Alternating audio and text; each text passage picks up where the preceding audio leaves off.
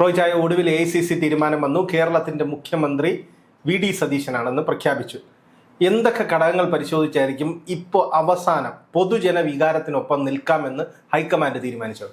അല്ല, അവര് പലതരത്തിലുള്ള പല അന്വേഷണങ്ങൾ നടത്തിയതിന് ശേഷമാണ് VD സതീശനെ മുഖ്യമന്ത്രിയായിട്ട് തിരഞ്ഞെടുത്തത്. അത് സ്വമേധയാ തിരഞ്ഞെടുത്താണെന്ന് ഞാൻ കരുതുന്നില്ല. അതിന് കാരണം, സ്വമേധയാ തിരഞ്ഞെടുക്കാനായിരുന്നെങ്കിൽ നിയമസഭയിലെ ഈ തവണ മത്സരിച്ച 2 സീനിയർ അംഗങ്ങളാണ് VD സതീശനും രമേശ് ചെന്നിത്തലയും. അവരിൽ ആരെങ്കിലും ഒരാളെ ചൂസ് ചെയ്താൽ മതി. പക്ഷെ അതിന് പകരമാണ് KC വേണു, AICC സംഘടനാ സെക്രട്ടറി KC വേണുഗോപാൽ മത്സര രംഗത്തേക്ക് വന്നതോടുകൂടിയാണ് ഈ പ്രശ്നങ്ങളെല്ലാം തന്നെ കീഴ്മേൽ മറിഞ്ഞത്. ചർച്ചകൾ 10 ദിവസം നീളുകയും ഒക്കെ ചെയ്ത ഒരു പുതിയ സിറ്റുവേഷൻ അങ്ങനെയാണ് ഉണ്ടായത്. അപ്പം കാരണം അതുവരെ ഉണ്ടായിരുന്ന ധാരണ എന്ന് പറയുന്നത് MP-മാരും മത്സരിക്കേണ്ട, MP-മാർ പലരും മത്സരിക്കാനായിട്ട് രംഗത്ത് വന്നതാണ്.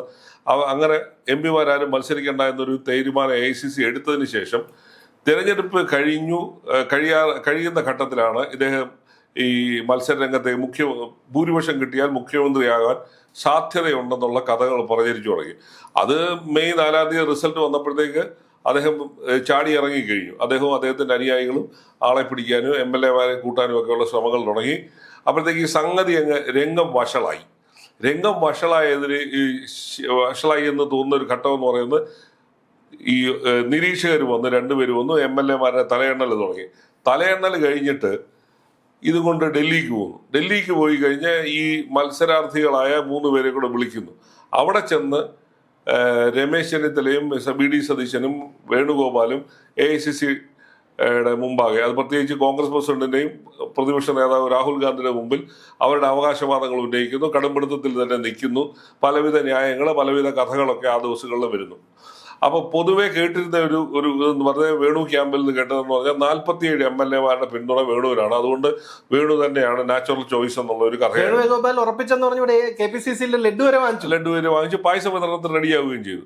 അപ്പൊ പായസം ഒരു കലങ്ങി പറഞ്ഞു പോയി എന്നുള്ളതല്ലാതെ, കാരണം ഇതിനകത്ത് എന്തൊക്കെയോ തട്ടിപ്പുകൾ നടന്നു എന്ന് രമേശ് ചെന്നിത്തലയും VD സതീശനും ആക്ഷേപം ഉന്നയിച്ചു എന്നാണ് കേൾക്കുന്നത്. എന്നത്തെ വാസ്തവം നമുക്കറിയില്ല.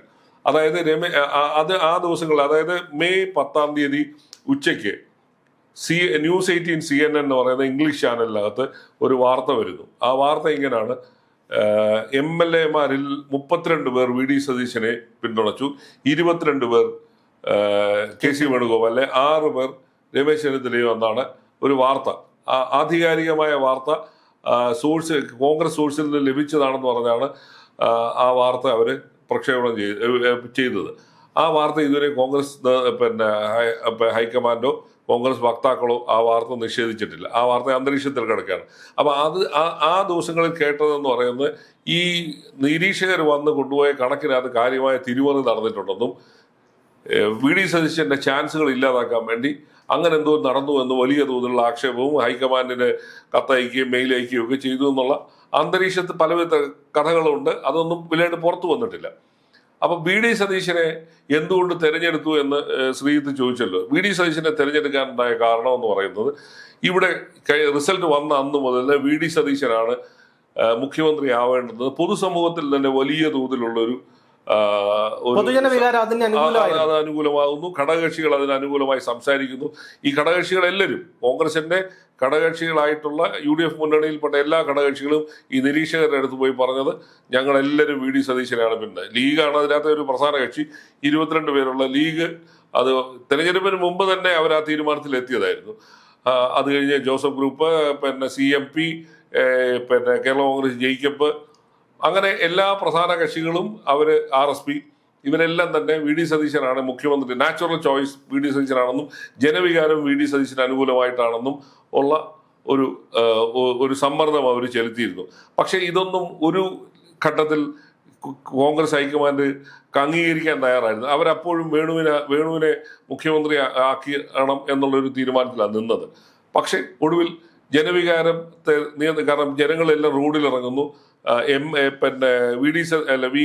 KC വേണുഗോപാലിന് അനുകൂലമായി അഭിപ്രായങ്ങൾ പറഞ്ഞ MLA-മാരെ വഴി തടയുന്നു. അവരൊക്കെ ഏതാണ്ട് ഒരു വീട്ടുതടങ്കലിന്റെ അവസ്ഥയിൽ പലരും നന്ദി പ്രകടനം തന്നെ ഉപേക്ഷിക്കുന്നു, വീട്ടിൽ കയറിയിരിക്കുന്നു, അവർക്ക് പുറത്തിറങ്ങാൻ പറ്റാത്ത അവസ്ഥ.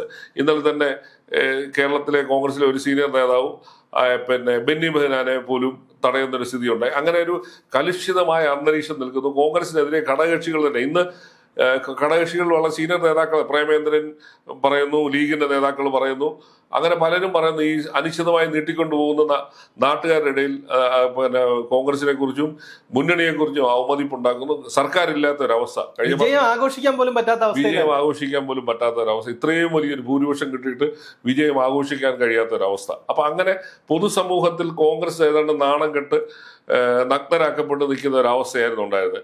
അപ്പോൾ ഒടുവിൽ ഇങ്ങനെ ഒരു തീരുമാനം, ഒരു ബുദ്ധിപരമായ ഒരു തീരുമാനം, വിവേകത്തോടു കൂടിയുള്ള ഒരു തീരുമാനമാണ് വി.ഡി. സതീശനെ ആക്കുക എന്നുള്ളത്. വി.ഡി. സതീശനെ ആക്കാതിരിക്കാൻ പറ്റാത്ത ഒരു സാഹചര്യം മറ്റൊന്നുണ്ട്.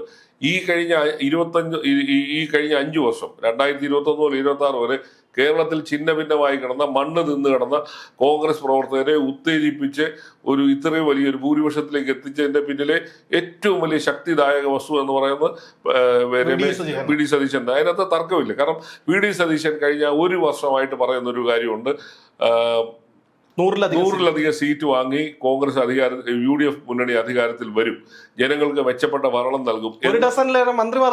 അത് തെരഞ്ഞെടുപ്പിന്റെ ഘട്ടങ്ങളിലാണ് അദ്ദേഹം പറഞ്ഞ 1 ഡസൻ മന്ത്രിമാർ തോക്കും. അങ്ങനെ വളരെ പ്രവചനാത്മകമായി തന്നെ കേരളത്തിൽ കോൺഗ്രസിന് ഇത്രയും വലിയൊരു ഭൂരിപക്ഷം കിട്ടുമെന്ന് ആ മനുഷ്യൻ മാത്രമാണ് പറഞ്ഞത്. വേറെ ആരും അത് പറഞ്ഞില്ല എന്നുള്ളതാണ്. പിന്നീട് തെരഞ്ഞെടുപ്പിന്റെ ഘട്ടത്തിലേക്ക് വന്നപ്പോൾ എല്ലാവരും ഒക്കെ പതുക്കെ പറയാൻ തുടങ്ങിയത്. അതിനകത്ത് പറച്ചില്ലാത്തൊരു ആത്മാർത്ഥത പോലും ഇല്ലായിരുന്നു.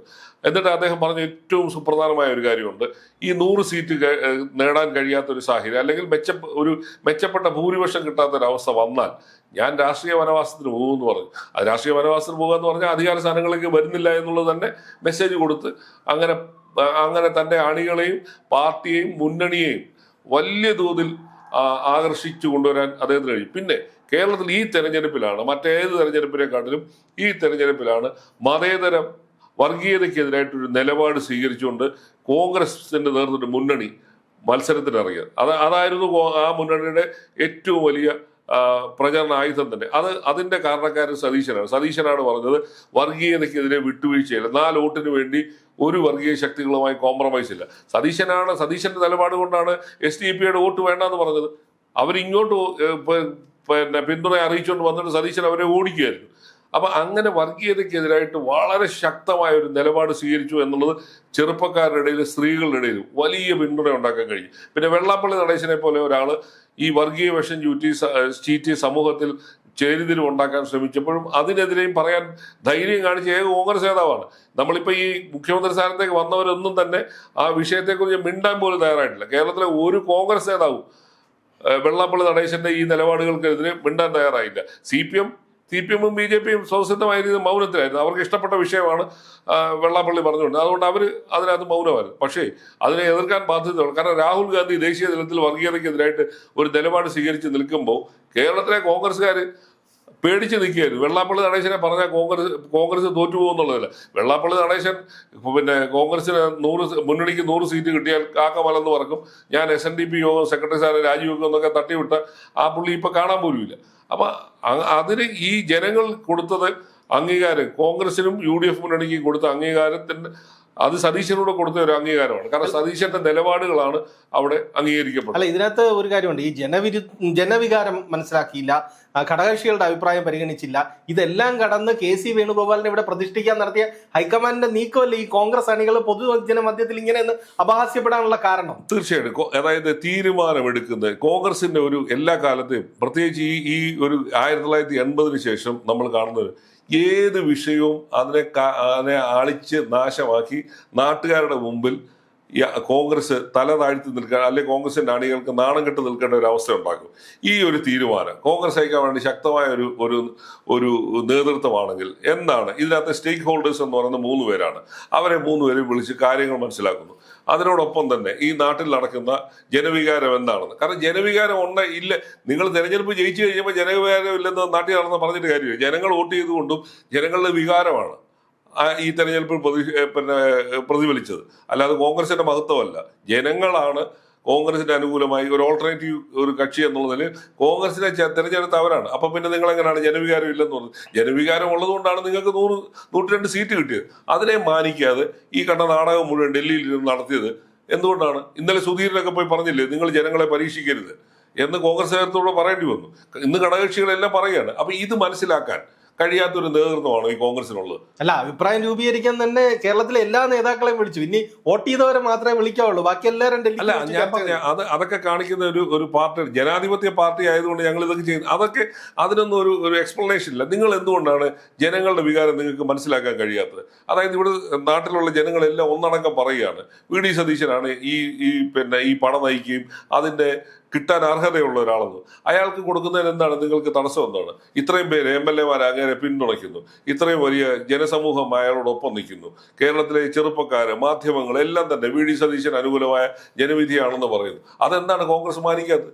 അപ്പൊ എന്തുവാണ് AICC നേതൃത്വം അവിടെ നിന്ന് ഒരാളെ അടിച്ചേൽപ്പിച്ചു വിട്ടാൽ അതിവിടെ അംഗീകരിക്കണമെന്ന് ഞാൻ നാട്ടുകാരെ സമ്മതിക്കത്തില്ല. അതുകൊണ്ടാണ് ജനം തെരുവിൽ ഇറങ്ങിയതും കോൺഗ്രസ് നേതൃത്വത്തെ ചീത്ത വിളിക്കുകയും. ഇന്ന് പോലും വയനാട് DCCയുടെ ഓഫീസിന് മുമ്പിൽ പ്രിയങ്ക ഗാന്ധിക്കും രാഹുൽ ഗാന്ധിക്കും എതിരായിട്ട് പോസ്റ്റർ വന്നു. അതിന് ആരെങ്കിലും ചെയ്യിച്ചതാണെങ്കിലും പക്ഷെ ജനങ്ങൾ ആ തരത്തിൽ പോലും ചിന്തിച്ചു തുടങ്ങി എന്നുള്ള നിങ്ങളത് മനസ്സിലാക്കേണ്ടതാണ്.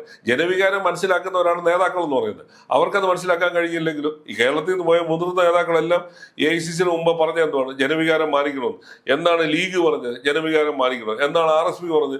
അവരും പറഞ്ഞ ജനവികാരം മതി. അപ്പൊ നിങ്ങൾക്ക് മാത്രം ഇത് മനസ്സിലാവുന്നില്ലെങ്കിൽ നിങ്ങൾക്ക് എന്തോ കാര്യമായ തകരാറുണ്ട്, അല്ലെങ്കിൽ നിങ്ങൾ നിങ്ങളുടെ ഇംഗിതം ഇവിടെ ഈ നാട്ടിലേക്ക് അടിച്ചേൽപ്പിക്കാൻ ശ്രമിച്ചു. പക്ഷേ അവസാനം എന്താണ് ജനവികാരം തന്നെ വിജയിച്ചു എന്നുള്ളതിന്റെ തെളിവാണ് സതീശനെ മുഖ്യമന്ത്രിയായി തെരഞ്ഞെടുക്കാൻ തീരുമാനിച്ചത്. അപ്പം അത് കാണിക്കുന്നത് എന്ന് പറഞ്ഞാൽ നിങ്ങൾ ജനങ്ങളെ പരിഹസിക്കുകയോ പരീക്ഷിക്കുകയോ ചെയ്യരുത്. ജനങ്ങൾക്ക് കിട്ടുന്ന ഒരു വലിയ ചാൻസ് ഉണ്ട്, അവരത് ഉപയോഗിക്കും. അത് ഉപയോഗിച്ചുകൊണ്ടാണല്ലോ കേരളത്തിലെ ഒരു ജനവിരുദ്ധമായ സർക്കാരിനെ എടുത്ത് അറബിക്കടലിൽ എറിഞ്ഞത്.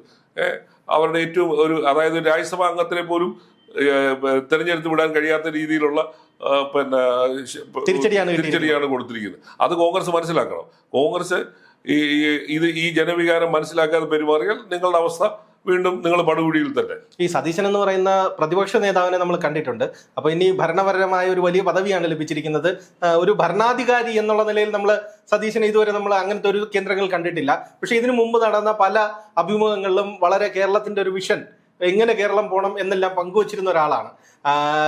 റോയ് സാറ് സതീശനുമായിട്ട് പലതവണ മുമ്പ് കണ്ടിട്ടുണ്ടാവും. എങ്ങനെയായിരിക്കും ആ സതീശൻ എന്ന് പറഞ്ഞ ഭരണാധികാരിയെ പ്രതീക്ഷിക്കുന്നത്? അല്ല, സതീശന് ഭരണപരമായ എക്സ്പീരിയൻസ് ഇല്ലാന്ന് പറയുന്നുണ്ട്. അതൊന്നും ഒരു ജനിക്കുമ്പോഴേ ആരും ഭരണാധികാരിയായിട്ട്. ഇവിടെ AK ആന്റണി 36-ാമത്തെ വയസ്സിൽ കേരളത്തിലെ മുഖ്യമന്ത്രിയായി.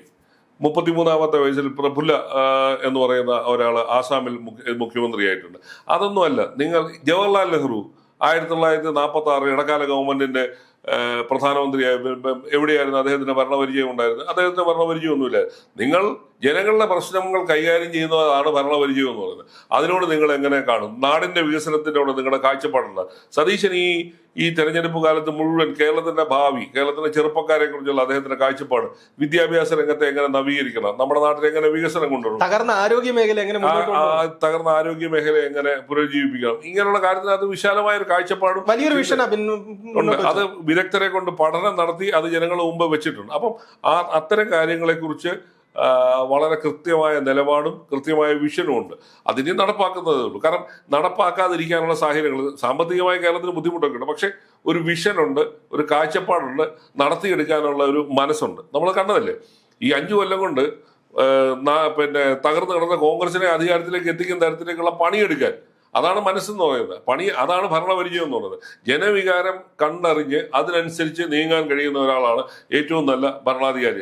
അതായത് സങ്കടപ്പെടുന്നവരുടെ സങ്കടങ്ങളിൽ മനസ്സലിയാനും ഒറ്റപ്പെട്ടു പോകുന്നവരെ ചേർത്ത് പിടിക്കാനും കഴിയുന്നതാണ് ഭരണാധികാരിക്ക് ആവശ്യം. അല്ലാതെ നിങ്ങൾ നമ്പർ 1 കാറിൽ 40 വണ്ടിയുടെ അകമ്പടിയോടൊന്നും പോണ്ട. ഏത് മൂലയ്ക്ക് ഇരുന്നാലും ജനങ്ങളുടെ വികാരം മനസ്സിലാക്കാൻ കഴിയും. അത് കഴിയണം. അതുപോലെ തന്നെ അവർക്ക് നടത്തി കൊടുക്കാമെന്ന് പറയുന്ന വാഗ്ദാനങ്ങൾ നടപ്പിലാക്കണം. സതീശൻ എപ്പോഴും ഉദ്ധരിക്കുന്ന ഒരു വാചകമുണ്ട്. ഈ ബൈബിൾ സതീശന്റെ ഈ അടുത്ത കാലത്ത് ഇറങ്ങിയ പുസ്തകത്തിൽ സതീശൻ എടുത്ത് ത്രൂ ഔട്ട് പറയുന്നുണ്ട്, വാഗ്ദാനം നൽകിയവൻ വിശ്വസ്തനായതുകൊണ്ട് നിങ്ങൾക്ക് ഭയപ്പെടേണ്ടി വരില്ല. അതാണ് ഒരു ബൈബിൾ വാക്യം ഉദ്ധരിച്ചുകൊണ്ടാണ് സതീശൻ സ്ഥിരം പ്രസംഗിക്കുന്നത്. അത് തന്നെയാണ് ഏറ്റവും വലിയ കാര്യം. സതീശൻ ഈ നാട്ടിലെ ജനങ്ങൾ കൊടുത്ത വാഗ്ദാനങ്ങളുണ്ട്, അത് സതീശൻ പാലിച്ചാൽ മതി. സതീശനെ ജനങ്ങൾ കൈവെള്ളയിൽ കൊണ്ടു നടക്കും. പക്ഷേ അതിനകത്തൊന്ന് വ്യതിചലിക്കുമ്പോഴാണ് നിങ്ങൾക്കെതിരായിട്ടുള്ള ജനവികാരം ഉണ്ടാകുന്നത്. അതാണ് സൂക്ഷിച്ച് കൈകാര്യം ചെയ്യുക. അതിന് ഭരണപരിചയത്തിന്റെ ആവശ്യമില്ല. ആ സെക്രട്ടേറിയറ്റ് ആ ഭരണ ഫയലുകൾക്കുള്ളിൽ നിന്നുകൊണ്ട് നിങ്ങൾക്ക് ജനവികാരം മനസ്സിലാക്കാനും ജനങ്ങളോടൊപ്പം നിൽക്കാനും കഴിയും.